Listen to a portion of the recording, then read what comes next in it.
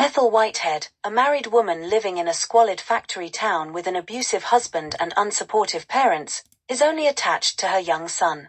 After he dies in a tragic accident, she abandons her marriage and leaves town, determined to discover a worthwhile life at any cost. With no education or work experience, she works at a low-wage job until she attracts the attention of a customer, who invites her to model dresses at his department store. Before long, she finds herself shedding her morals to become an escort for wealthy clients on the side.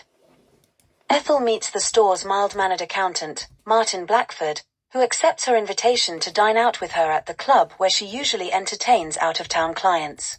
After learning that Martin's financial situation is hardly better than her own, she engineers a meeting between the club's boss, Grady, who badly needs a competent accountant. Needing the money, Martin reluctantly takes the extra work. As Martin's friendship with Ethel deepens and his reputation grows, Ethel manages to ingratiate him further into the criminal underworld by encouraging him to join in with a casino gambling plot masterminded by George Castleman, an organized crime boss and former small-time crook. The honest Martin initially balks at the idea of aiding a criminal enterprise, but Ethel encourages him to likewise abandon his morals, arguing that money and power are the only things that matters in life, and that all people must look after themselves. In order to please Ethel, Martin agrees, and the two share a kiss.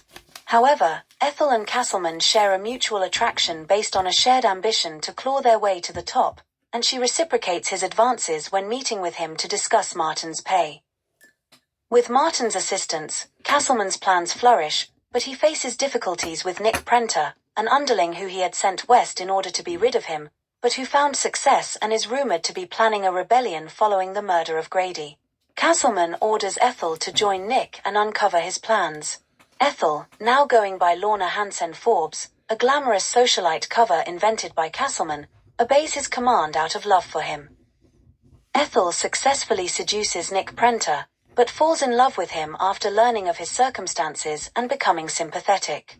She chafes under her responsibility after a meeting with Martin informs her that a vindictive Castleman intends to murder Nick if his suspicions about a rebellion are true.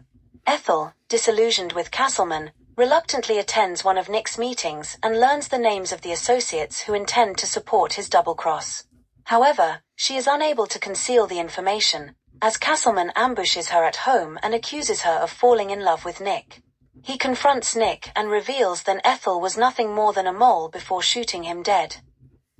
Ethel flees back home to her parents, but Martin soon locates her. He admitted that Castleman murdered Nick to the police, and warns her that Castleman also knows of her location and intends to kill her as well.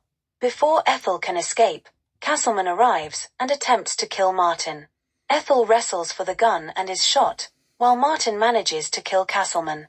Ethel, wounded but alive, convalesces in bed as two reporters predict that she'll try once more to make it out of her roughshod hometown once she recovers.